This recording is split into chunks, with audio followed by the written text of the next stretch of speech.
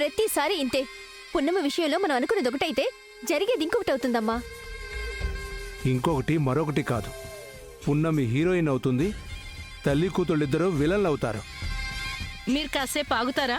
అమ్మా, నాన్న మాటలకేం గాని మనం కొట్టేసిన నగలు మన దగ్గర ఉన్నాయో లేదో చూడొకసారి. ఉండు. ఉన్నాయి శృతి, ఇవిగో.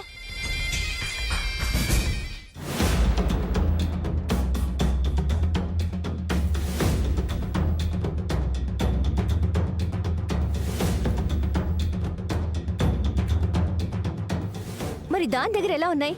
అదే నాకు అర్థం కావట్లేదు. ఇంత తక్కువ టైంలో సేమ్ ఇలాంటి నగలే చేయించడం అసాధ్యం. బహుశా అవి గిల్టు నగలై ఉండొచ్చు. గిల్టు నగలైతే మా అమ్మ గుర్తుపట్టదా? ఇవి అసలైన బంగారం. నిజమైన బంగారం అయితే కొనడానికి కూడా దాని దగ్గర డబ్బులు ఎలా వస్తాయి? పృథ్వీ ఇచ్చాడేమో. ఎన్ని లక్షలవుతాయో తెలుసా?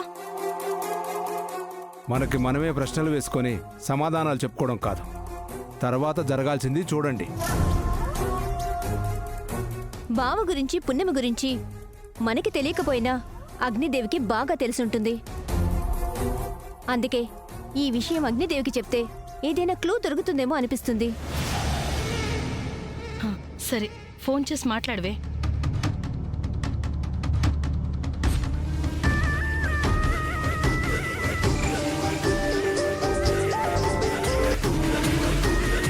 హలో అంకుల్, మీతో ఒక ముఖ్యమైన విషయం మాట్లాడాలి. ఏంటి?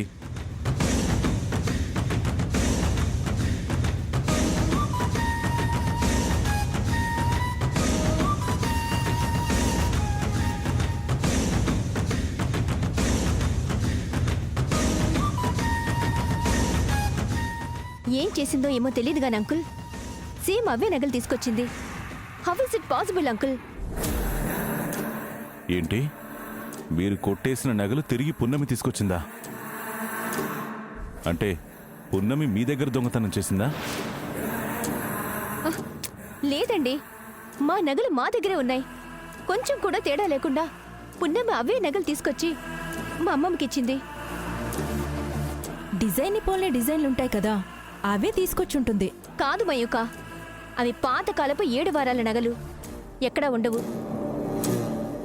ఏమన్నా 7 వారాల నగలా? అవును అంకుల్. పున్నమి వాళ్ళు ఏ టైంలో తీసుకొచ్చారు? ఇందాకే. అప్పుడు టైం 2:30, 3 అవుతుంది.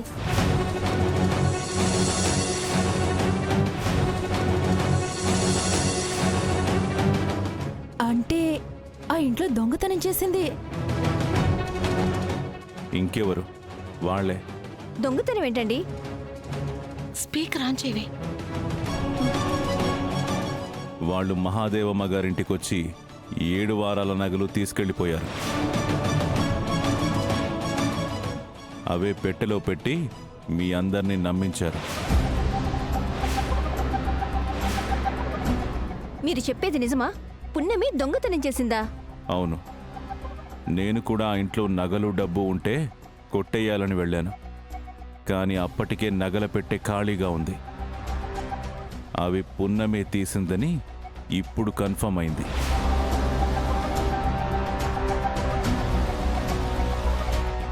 ఇంకెందుకు ఆలస్యం అంకుల్? ఇప్పుడే పోలీస్ కంప్లైంట్ ఇద్దాం, అరెస్ట్ చేయిద్దాం. కంగారు పడక శృతి, నేను ఇంకొకసారి ఆ ఇంటికెళ్ళి అక్కడ పున్నమి దొంగతనం చేసినట్టు ఏదైనా సాక్ష్యాలు ఆధారాలు ఉంటే డైరెక్ట్గా పోలీసులతో వస్తాం. అవును, ఏ సాక్ష్యం లేకపోతే వాళ్ళు చాలా సులువుగా తప్పించుకుంటారు. పృథ్వీ లాయర్ కాబట్టి వాళ్ళకే సాయం చేస్తాడు. పున్నమి విషయంలో మనకి దొరికిన గోల్డెన్ ఛాన్స్ ఇది. పక్కాగా ప్లాన్ చేసుకోకపోతే మనకే నష్టం. సరే, మీరు వెళ్ళండి అంకుల్. ఏ అప్డేట్ ఉన్నా నాకు వెంటనే ఫోన్ చేయండి. అలాగే.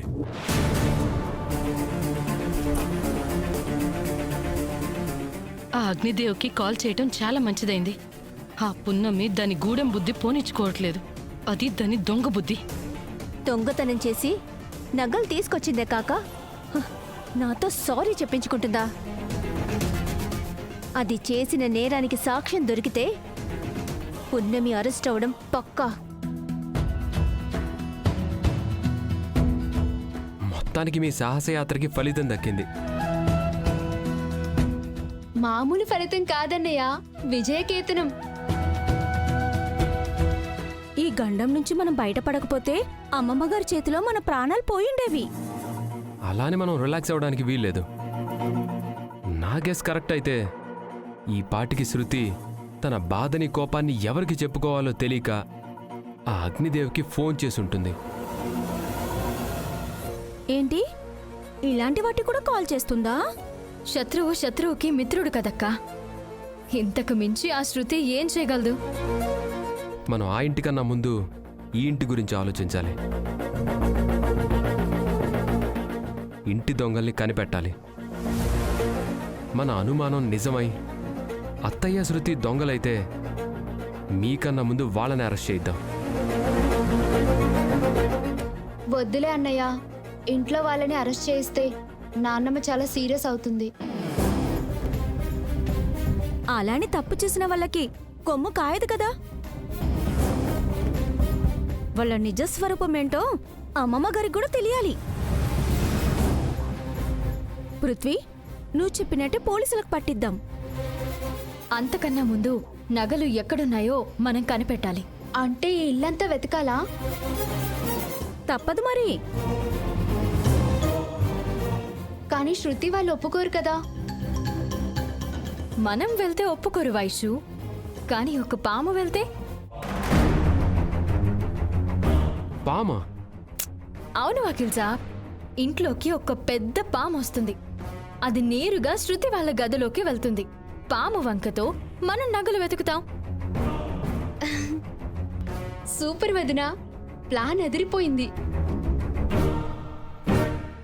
ఇంకెందుకు ఆలస్యం, నాటకం మొదలు పెట్టండి. మేం కాదు, భయంతో అరిచి నువ్వే మొదలు పెట్టాలి. అవునా? ఇప్పుడు చూడండి ఈ భాగ్యం ఆడించే ఆట. అయ్యో పాము, పాము, పాము, పాము, పాము! అయ్యో పాము, అయ్యో పాము, పాము, పాము! పదండి పదండి. పాము, పాము! అయ్యో పాము, పాము, పాము, పాము, పాము, పాము, పాము! పాము! పాము!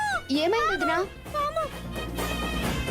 ఎంత పెద్ద పాము సరసరా పాక్కుంటూ హాల్లోకి వచ్చేసింది.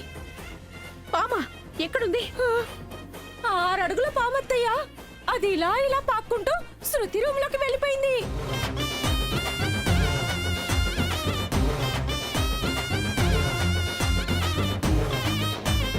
ఏంటి, నా రూమ్లోకా? ఇంత ఇంట్లో దానికి అసలు వేరే రూమే దొరకలేదా? ఏమో మరి, నీ రూమ్ లో ఏముందో, ఆ పాముకి ఏం నచ్చిందో. అది గనుక పాయిజనస్ స్నేక్ అయితే శృతి ప్రాణాలకే ప్రమాదం. అవునా? అమ్మో! ఇంకేంటి మీరు చూస్తున్నారు? వెంటనే వెళ్ళి పాములు పట్టేవాడిని పిలవండి. వాడొచ్చి పాములు పట్టుకుని వెళ్తాడు. పాములు పట్టేవాళ్ళు, డప్పులు కొట్టేవాళ్ళు ఇప్పుడు ఎక్కడ దొరుకుతారు శృతి? అయితే అయితే ఇప్పుడు ఏం చేయాలి? నాకు పాము అంటే చచ్చేంత భయం. అయ్యో, ఎందుకండి భయం? మనం పాములను చూసి ఎలా భయపడతామో పాములు కూడా మనల్ని చూసి అలాగే భయపడతాయి. అందుకే దూరంగా పారిపోతాయి. మనమేమో ప్రాణభయంతో వాటి ప్రాణాలు తీస్తాం.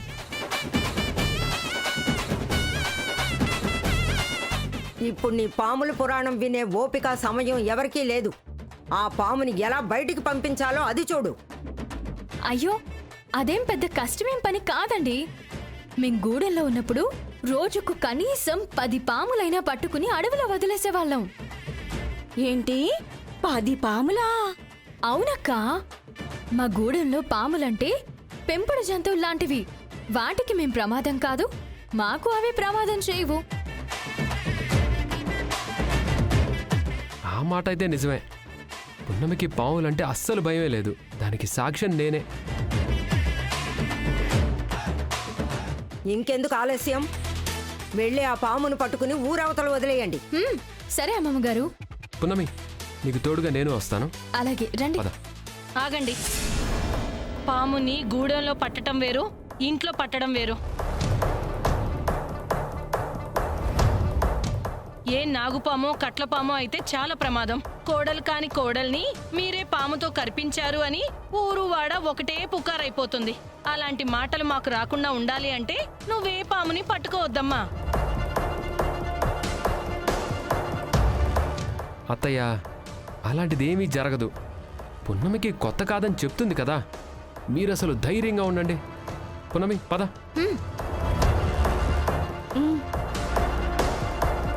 పిన్ని గారు, నేను మాత్రం మీ ధైర్యం కోసం నేను వైషు కూడా తోడుగా వెళ్తాం. అత్తయ్య, మీరంతా ఇక్కడే ఉండండి. పాము పట్టే వరకు ఆ గది వైపు అస్సలు రాకండి. సరేనా?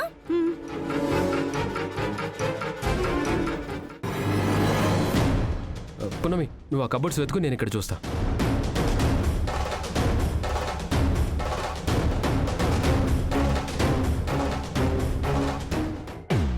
అమ్మా, ఒకవేళ నా అనుమానం నిజమైతే పాము కన్నా ముందు మనమే దొరికిపోతాం.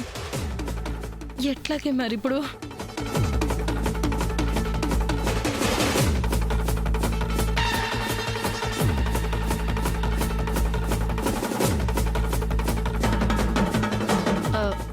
శృతి, నగలెక్కడ పెట్టావు?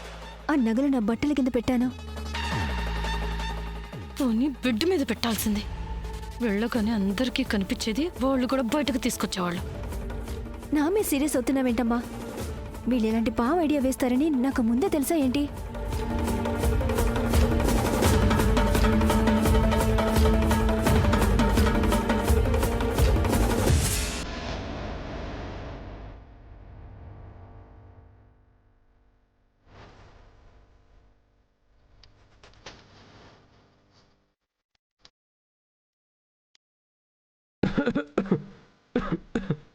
వకీల్ సాబ్, ఏమైంది?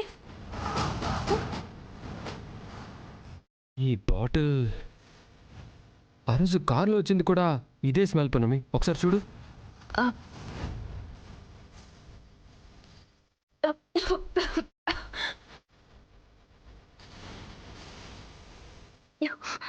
అవును వకీల్ సాబ్, ఇదే. ఏం కాదు. దేని గురించి మాట్లాడుతున్నారు?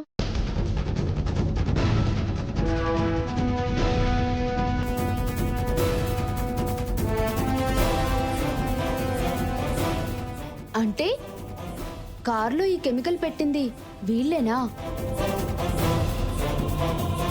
వైషు, ఆ రోజు గుర్తుందా? ఈ తల్లి కూతులు ఆలస్యంగా ఇంటికొచ్చారు. ఎక్కడికెళ్ళామని అడిగితే పొద్దున్నే షాపింగ్కి వెళ్ళానన్నారు. అవును, డౌటే లేదు, ఇది వీళ్ళిద్దరి పని. అగ్నిదేవ్తో చేతులు కలిపి ఇంత దారుణానికి ఒడికడతారా? పదండి, వాళ్ళ సంగతి తేలుద్దాం. మరి నగలు? రూమ్ అంతా వెతికాం, ఎక్కడా కనిపించలేదు కదా. సరే, ముందు పదండి.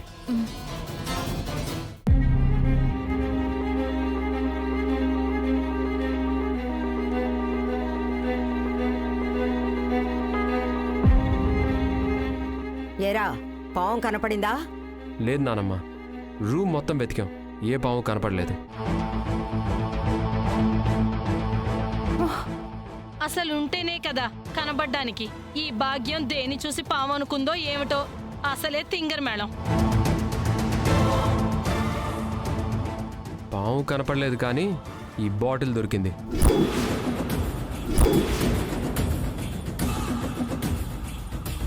ఇదేంటో మీరు చెప్తారా, లేకపోతే నన్ను చెప్పమంటారా? ఏంట్రా అది? పున్నమి, నేను కోర్టుకు వెళ్తున్నప్పుడు ఒక కెమికల్ వల్ల కళ్ళు తిరిగి పడిపోయామని చెప్పాను కదా నానమ్మ, అది ఇదే. శృతి, ఇది నీ గదిలోకి ఎలా వచ్చింది?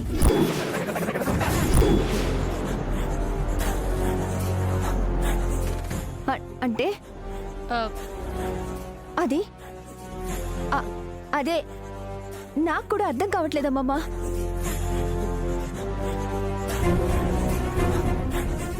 శృతి, మర్యాదగా నిజం చెప్పు, లేదంటే ఇష్యూ చాలా పెద్దదవుతుంది. బావా, నువ్వు నువ్వు నన్ను అనుమానిస్తున్నావా? నిన్ను ప్రాణంగా ప్రేమించింది ఇలాంటి పని చేయడానికి కాదు. నాకు దక్కకపోయినా సరే నువ్వు సంతోషంగా ఉంటే చాలు అని ఎప్పుడూ కోరుకుంటాను బావా.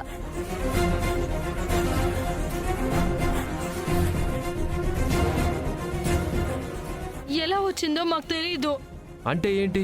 నేను కావాలని ఈ బాటిల్ మీ గదిలో పెట్టానంటున్నారా? అలా నేనెందుకు అంటాను పృథ్వీ?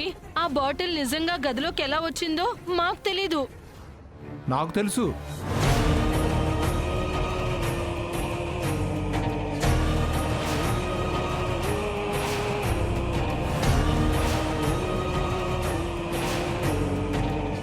తెలిస్తే చెప్పడానికి ఇంతసేపు ఏంటి బావా? ఎవరికి వారు మాట్లాడుతున్నారు తప్ప నా ఒపీనియన్ ఎవరు అడుగుతున్నారు?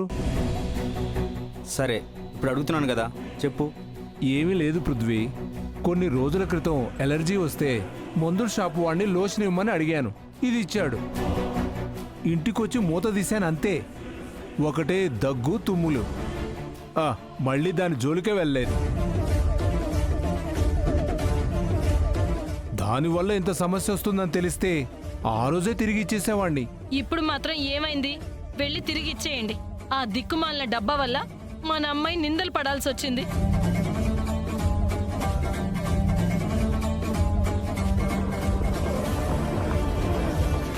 నువ్వు రా శృతి.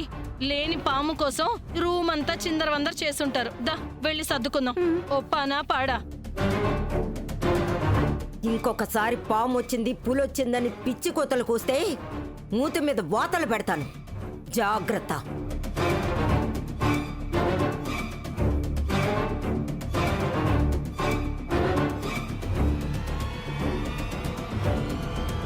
నాన్న, పాము లేదు కాబట్టి సరిపోయింది. ఇంకెప్పుడు ఇలాంటి సాహసాలు చేయకు. నీకేమన్నా అయితే ఈ అమ్మ తట్టుకోలేదురా. నేను వెళ్ళింది పున్నమి వెనకే కదమ్మా. నాకేం కాకుండా నీ కోడలు చూసుకుంటుందిలే.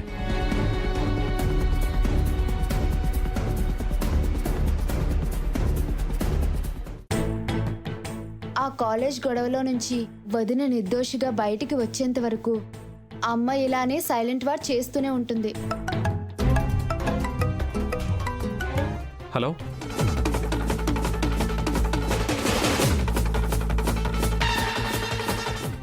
అంటే కన్ఫర్మ్గా తెలుసా? సరే, మేము ఇప్పుడే బయలుదేరుతున్నాం. క్వశ్చన్ పేపర్ లీక్ గురించి ఏదో ఇన్ఫర్మేషన్ దొరికిందంట. మనం వెంటనే వెళ్ళాలి. వైషు, నువ్వు కూడా రా.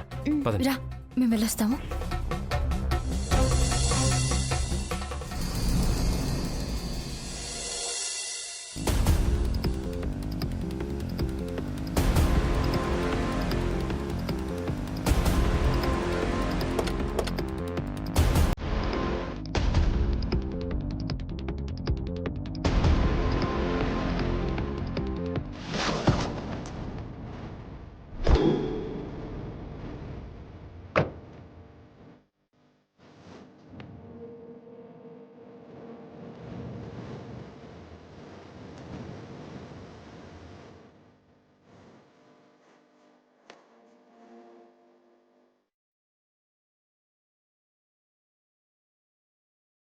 పృథ్వీ, ఈ క్వశ్చన్ పేపర్ స్కామ్ వెనుక శ్రీనివాసరావు అనే ఒక సీనియర్ అసిస్టెంట్ ఉన్నాడని తెలిసింది.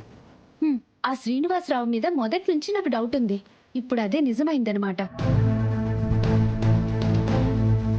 వాడికి డబ్బంటే చాలా ఆశ. చాలా ఏళ్ళుగా క్వశ్చన్ పేపర్ లీక్ చేస్తూ కోట్లు సంపాదిస్తున్నాడు. ఈ విషయం కాలేజీలో ఎవరికి తెలియకుండా మేనేజ్ చేస్తున్నాడు. ఆ శ్రీనివాసరావు బండారం బయటపడాలంటే వాడి దారిలోనే వెళ్ళాలి. వాడి నోటితోనే నిజాలు కక్కించాలి. ఎన్నో ఏళ్ల నుండి బిజినెస్ చేస్తున్నాడు. అంత ఈజీగా నిజాలు ఒప్పుకోడు. ఆ నిజాలు ఒప్పించడానికే కదా మనం ఇలా వచ్చింది. రే విశాల్, మనం ముగ్గురం శ్రీనివాస్ రూమ్కి వెళ్దాం. నేను పున్నమి వాడితో నిజాలు చెప్పేలా చేస్తాం. నువ్వు మాత్రం వాడు చెప్పే ప్రతి మాటని రికార్డ్ చేయి. రై, వాడు నన్ను చూస్తే అనుమానం వస్తుందిరా. వకీల్ సాబ్, వాడి మాటలు వీడియోతో సహా నేను రికార్డ్ చేస్తాను. విశాల్ గారు, మీరు మాత్రం అతను ఎక్కడున్నాడో చూపించండి చాలు. వైషు, నువ్వెక్కడే ఉండు. వకీల్ సాబ్, పదండి వెళ్దాం. పద పున్నమి.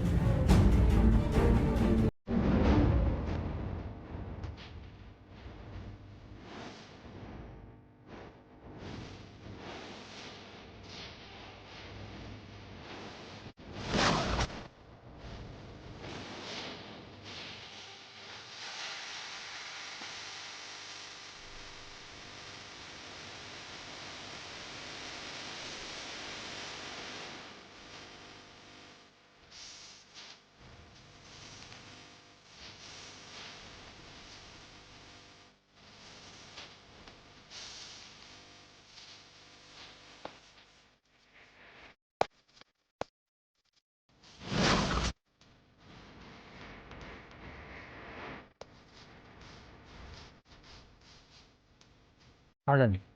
ఆ రైట్ సైడ్ రూమ్లో ఉంటాడు. హ్మ్.